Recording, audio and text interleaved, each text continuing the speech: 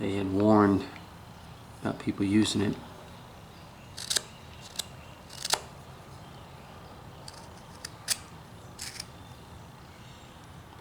Okay, well, we've kind of shaped our little goose.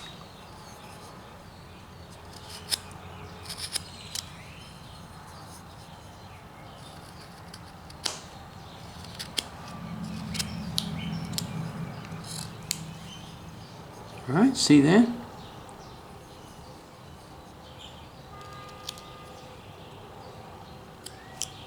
Lawsuits are always a difficult thing. I remember that I worked in the chemical industry, and that was when asbestos, remember asbestos? They were so strong on, a lot of lawyers made a lot of money off asbestos. And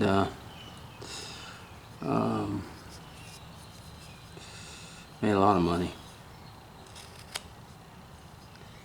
And cigarette companies, ooh. Now a lot of you may be too young to remember cigarette companies when they were, you know, Philip Morris and all these, that lawsuit was brought against it. They were using stuff inside the cigarettes to make them even more addictive, which I can't believe, you know.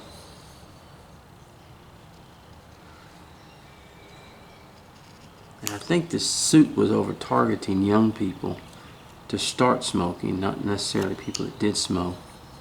You know, smoking is an interesting subject, and I don't get on a lot of people that smoke, especially older people, because a lot of people, I remember at my age,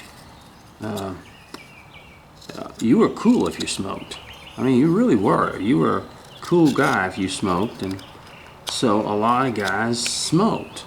You know, and they started smoking as a way to be cool. And I know now that's not the case, but one time it was. But then we did not know the dangers of cigarette smoking, and or secondhand smoke, or anything like that. So, just it's an interesting subject, and but it's, you know, people do know now. Now, if you smoke, of course, a lot of people, they smoke so long they've been hooked on it. And I know a man right now that has lung cancer, and he's battling young lung cancer. And he, you know, even now when I see him at church, he still has not quit smoking. He's doing better. Doing much better, but he hasn't quit smoking because it's a habit and it's hard to quit. I'm telling you, it really is. So, you know, okay, I think we've shaped our little goose here pretty good. Now let's take our wing and our back leg, and as I've said, this is our little back leg and this is our wing. We're going to work on our wing first. And our wing is going to sit just kind of like this on our little goose. And then the leg will sit somewhat like this. And I'm going to bring that wing down even more, so it'll be about that. So let's take our wing. Now it's smaller, so we're going to have to be real careful. Now remember, take your wing and look at where it's going to fit. Don't carve over here, because if you carve over here, then you're going to mess it up. You have to recut it or do whatever. So look at your wing. I like to do this. So I mark the side. Make sure that I cut this way on this side.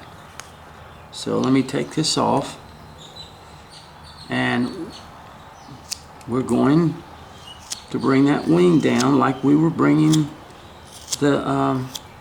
the legs down on the bear. We're going to start bringing the wing down just like this, in other words, and shaping it. And but I watched all the lawsuits go. Asbestos was a big lawsuit. I think DuPont or somebody like that made the asbestos. 3M, no, not 3M, but it was DuPont or somebody that made the asbestos, and some of the companies that made it went out of business because of the lawsuits. Now, I know there's frivolous lawsuits today, folks. I know that for sure. There is. There's a lot of courts are jammed with lawsuits that don't make any sense at all. But unfortunately, that's the America we live in. Okay, we're going to bring down the front here.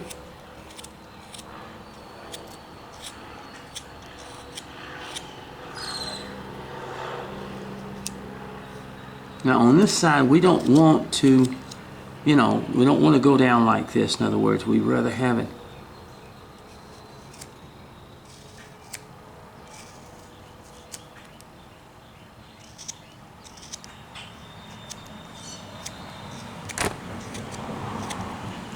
see, and take it every once in a while and look at it like this. See, look at it from the side. All that's going to have to be rounded off here. So there's a lot of that, and there are some frivolous lawsuits. And I always warned my son when he was growing up. I went to court. I used to do a lot of jury duty when I was a young man, and I saw some things that were really scary, and especially for a young man. And we know that young men, as they're growing up, they're gonna,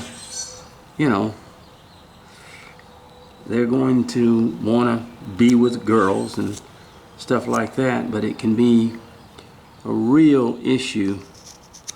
And we try to teach our boys. I try to teach Matthew, be wise in your decisions and who you're dating and who you're going with and all this other stuff, because a young man can really get himself in trouble. I see how that's, but you see we have all this and it has to be taken off. Not taken off completely, but brought down.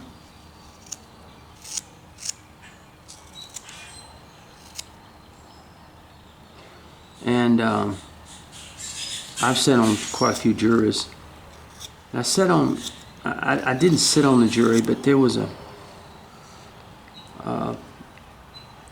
case that really, I realized how serious it was for young men to be so careful with himself and around these young women. We'll just kind of bring this all down. Now you have to be careful because we're, and it was a case of an 18-year-old boy, and he was being charged as a sex offender with statutory rape. I don't know how I get off on this, but it broke my heart to see this. And what had happened to him is he had a girlfriend. This girl was his girlfriend, and she was 16 years old, or she was underage basically at that time. 18 was the legal age, and he was 18. And I think they started becoming girlfriend and boyfriend when she was 16, and she was 17, which she was still underage. I admit that, and all that stuff.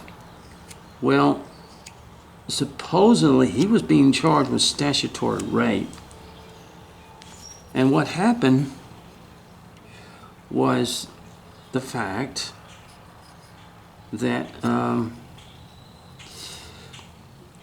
the young man, obviously something happened with the relationship with the girl and the young man, and he broke up the relationship. He broke it off, and the girl just became distraught, and the family became distraught, and the mother and father got very angry at this young man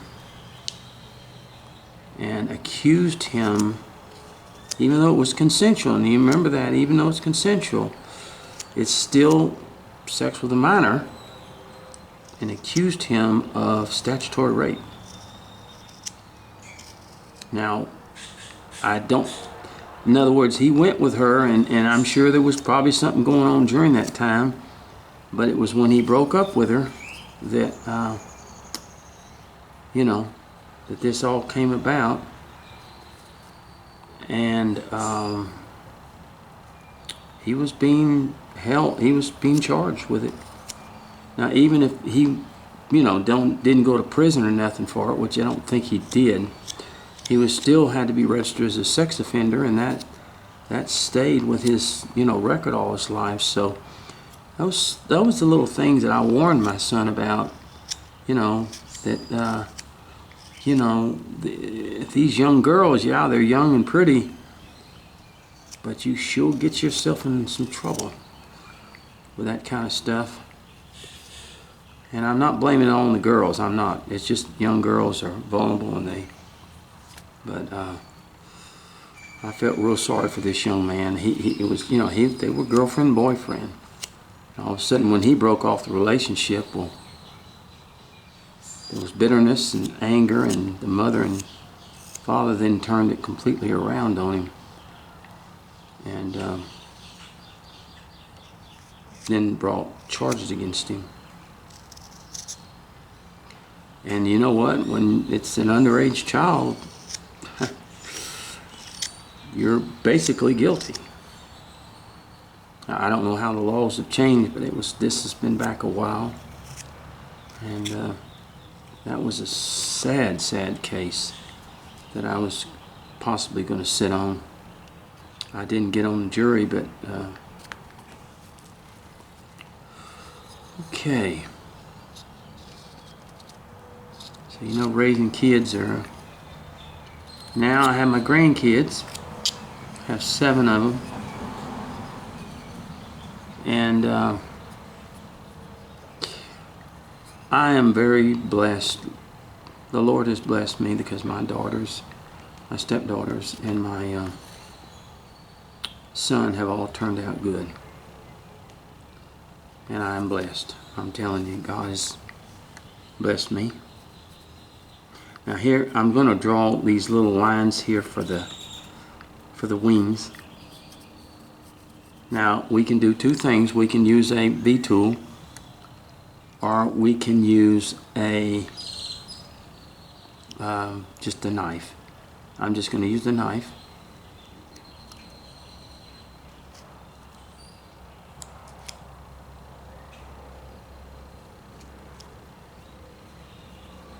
I have been blessed, and I'm not, saying anytime. I'm just blessed. I have been. My son has 3 children, and from my 2 stepdaughters, I have 4 children. So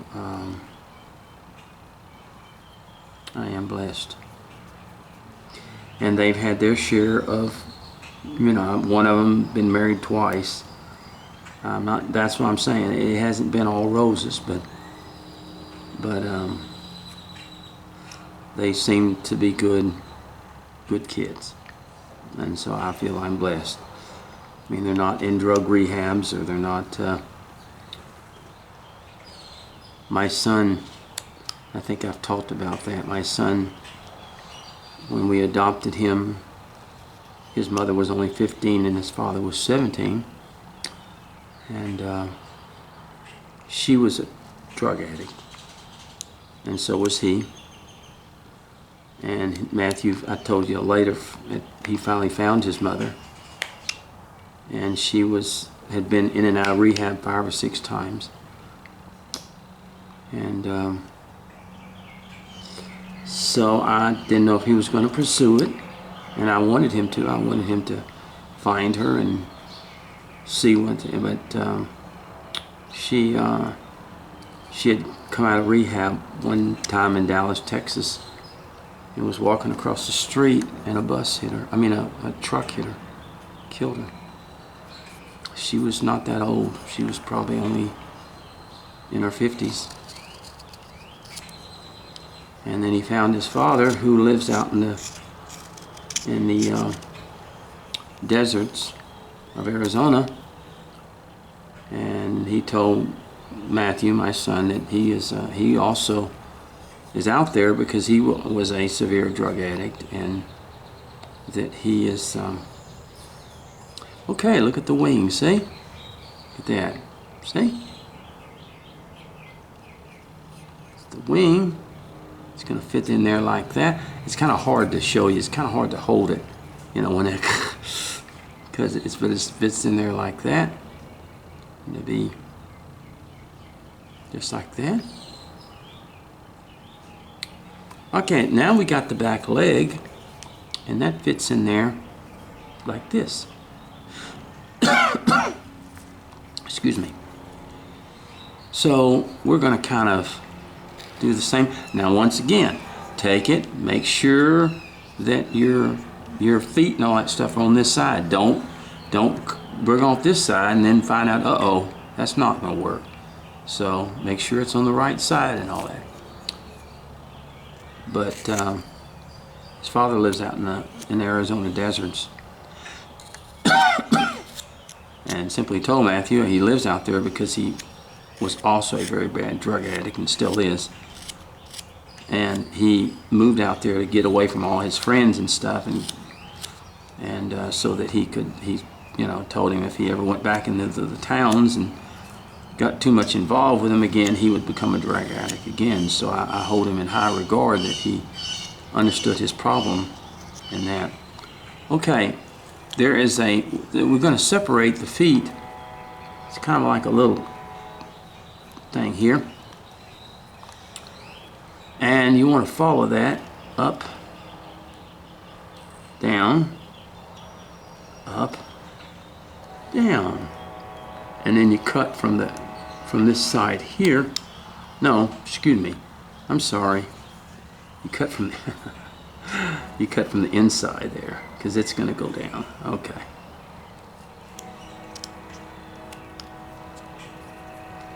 And so his parents both had severe problems with drugs.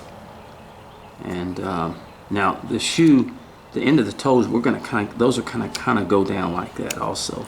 In other words, just like that. See? They're going to kind of go down, and we're going to bring this whole piece here down.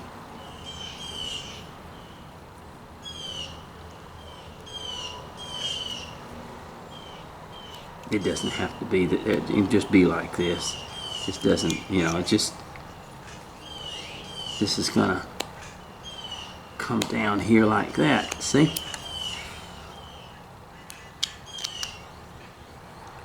And so I was blessed to have my son, and I was blessed that he has a work ethic. That's the most important thing too. Well, the most important thing is that he have a relationship with Jesus Christ. But I mean, he has a good work ethic. He wants to work, and he's willing to work for his family. And I don't mean to be picky, but a lot of young people today just don't have that work ethic anymore. They just, I don't know. I'm just very happy, and I'm not saying it's because of me. I'm just saying I'm happy that he has that work ethic. I don't take any. I give God the glory for that he has that type of work ethic, and I'm very proud of him in that sense. So you see how the leg does like that. In other words, okay, we'll bring this back. Especially choose to work in a prison.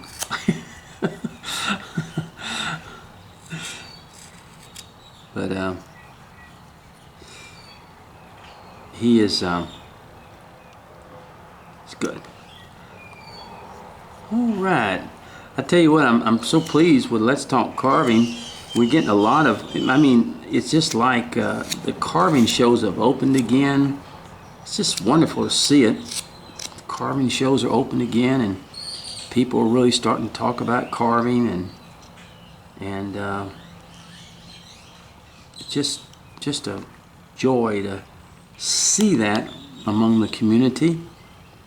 And people really, if you haven't joined Let's Talk Carving on Facebook, please do.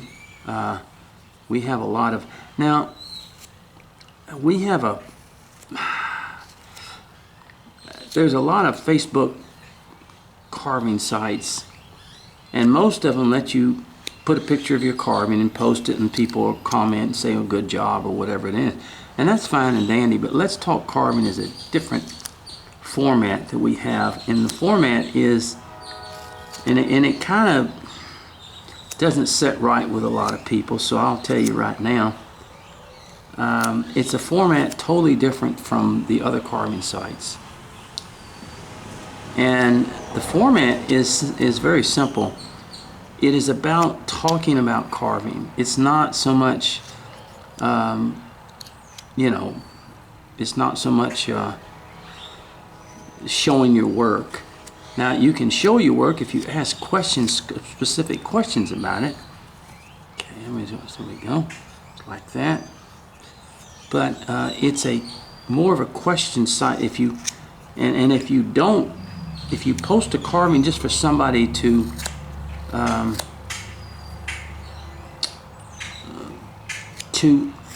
say it looks good, and then I take it off, I remove it, because we can't afford, if we're asking questions and we want people to learn, and if I allow people just to post pictures of their carvings all the time and not actually deal with specific questions where people can learn, then you have all these people posting pictures of carvings and you don't really accomplish anything.